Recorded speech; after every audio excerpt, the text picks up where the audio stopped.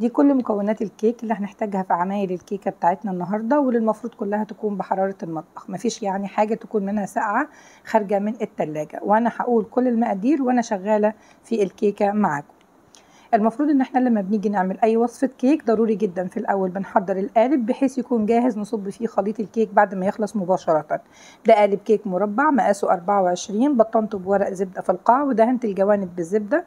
وفي المرحلة دي برضو بنبتدي نشغل الفرن على حرارة 180 وبنثبت رف الشبكة على الرف الأوسط ونبتدي في الخطوات مع بعض. أول مكون معايا وهو البيض، أنا مستخدمة هنا بيض بلدي حجمه صغير. البيضة بالقشر وزنها كان حوالي 35 جرام، لذلك هحتاج منه 7 حبات. ولكن حضرتك لو هتشتغلي بالبيض المزارع الكبير اللي وزن البيضة 60 جرام بالقشر هتحتاجي 4 حبات فقط من البيض. وهنا أنا بوريكي فرق الحجم بين البيض اللي أنا مستخدماه والبيض الكبير العادي المتعارف عليه. المهم ان توتال وزن البيض في الاخر يكون 240 جرام. هناخد البيض ونروح بيه على الميكسر او الحاجه اللي احنا هنشتغل فيها، سواء خلاط او ميكسر او حتى ممكن نشتغل بالمضرب الكهربائي. هنزل بالبيض في بولة الميكسر وهنزل عليه بكوبايه وربع من السكر الابيض الحبيبات من الكوبايات المعياريه اللي معيارها 250 مللي. هنزل بالسكر على 3 دفعات، اول ما كل دفعه منهم تدوب بنزل بالدفعه الثانيه مباشرة. وزن السكر كان حوالي كوباية وربع، لو انت بتحبي حلاوة الكيك زيادة شوية ممكن تخليهم كوباية ونص، ولكن انا بالنسبة لي كوباية وربع كانت مناسبة جدا. هنا خلصت كل السكر، هستمر بالخفق لحد لما خليط البيض يتضاعف حجمه ويفتح لونه. في المرحلة دي برضو بنضيف حوالي ربع معلقة صغيرة من الملح لمعادلة الطعم وبنستمر في الخفق. ومدة الخفق هنا بتتوقف على نوع الجهاز اللي انت مستخدماه، سواء كان ميكسر او خلاط او حتى مضرب كهربائي، بتتوقف على قوة الجهاز. المهم ان خليط الكيك بتاعي في الاخر لونه يفتح وحجمه يتضاعف بالشكل اللي انت شايفاه معايا دوت، وكمان يبقى خليط كريمي زي ما انت شايفه. في المرحلة دي بنبتدي نضيف الزيت. عندي هنا كوباية إلا ربع من الكوبايات المعيارية من الزيت النباتي. المهم ان الزيت تكون نوعيته جيدة ويكون زيت ملوش ريحة.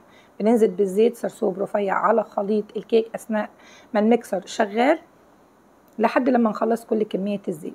عايزة أقولك لو وصلتي معايا في الفيديو لحد هنا يا ريت ما تنسيش تعملي لايك للفيديو وتشاركيه مع أصحابك علشان تدعميني، وكمان انزلي اشتركي دلوقتي في قناتي علشان يوصلك أي فيديو جديد أنزله. بعد ما خلصت كمية الزيت بستمر بالخفق لحد لما الزيت يختفي تماما. دلوقتي هضيف حوالي معلقتين كبار من الزبادي او من الياجورت، حوالي 70 جرام، يعني علبة صغيرة اللي وزنها من 70 ل 75 جرام.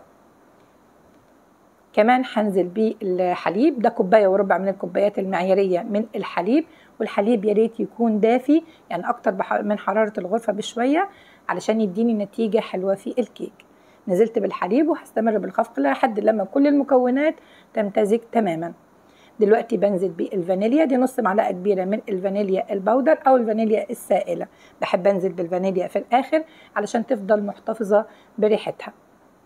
خلاص كده خلصنا كل المكونات السائله، هنبتدي بقى نضيف المكونات الجافه.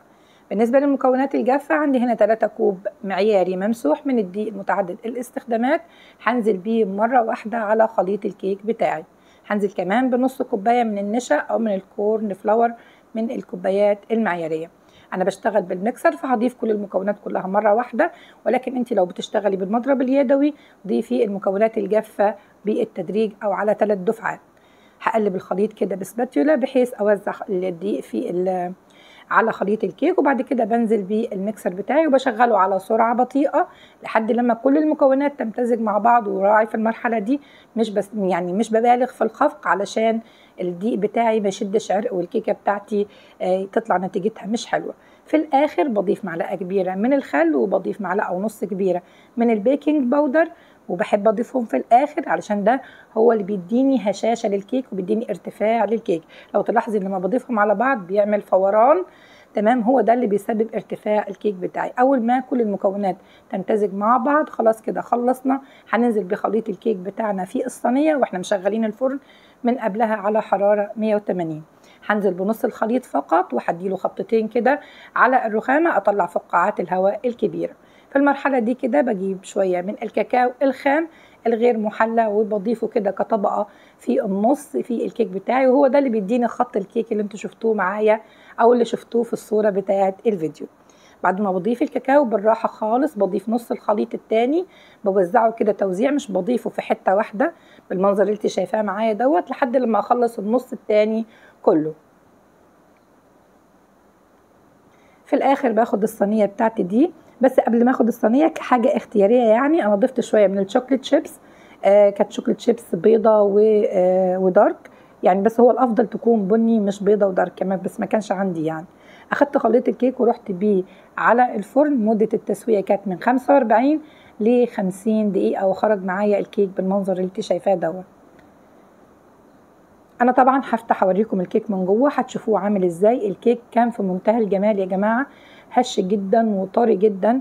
عايزه اقول لكم ان خطوه الكاكاو دي لو حابين تعملوها اعملوها، مش حابين تعملوها خلاص، هي كيكه عاديه زيها زي اي كيكه، ولكن كانت فكره الكاكاو كفكره كده يعني بره الصندوق او حاجه جديده يعني، ممكن تجربوها بتبقى فان خالص، وكل اللي بيشوفها بيقولك انت عاملاها ازاي يعني. هقلب خليط الكيك بتاعي على طبق التقديم وهسيبه دلوقتي، مش هاجي ناحيته خالص ولا هقطعه لحد لما يبرد تماما.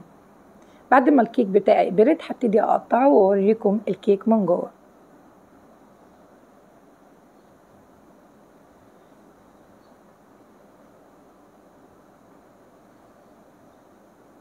وحانت اللحظة الحاسمة. الله يا جماعة الله، يعني شايفين خط الكاكاو هو بس على الجوانب مش بيبقى ظاهر قوي، ولكن في النص هوريكم كده بيبقى ظاهر، بس برضو بغض النظر يعني شوفوا معايا الكيك من جوه عامل ازاي، اسفنجي في منتهى الجمال في منتهى الجمال يا جماعة. بصوا بصوا خط الكاكاو عامل ازاي، انا والله كنت فرحانه جدا جدا وانا بقطع الكيك، يعني شفت الفكره دي على اليوتيوب قلت اجربها، وانا اول مره اجربها معاكم يعني قدام الكاميرا، كانت جميله جدا. بصوا خط الكاكاو عامل ازاي، جربوا.